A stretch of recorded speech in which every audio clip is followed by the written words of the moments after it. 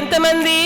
అన్న, తమ్ముడు, చెల్లి, రామాబాయ్, వాళ్ళ మమ్మీ, డాడీ అన్నమాట. ఓకే, మేము ఇవన్నీ తెలుసుకున్నాం కదా, సోషల్ స్టడీస్లో మీరు నేర్చుకుంటారు కదా. So she is also one of the social reformer అనమాట. ఏం చేసిందంట, పండిత రామాబాయి వాళ్ళకి సంస్కృత్ నేర్పించేదన్నమాట. పండితకి ఏం తెలియదు అనమాట. సో వాళ్ళ అన్న ఇంకా పండిత రామాబాయి ఇద్దరు కలిసి అదే చేసేవాళ్ళు అనమాట. అయితే వాళ్ళు అలా ట్రావెల్ చేస్తుంటే మ్యారేజెస్ చేస్తుండే. ఏం చేస్తుండే?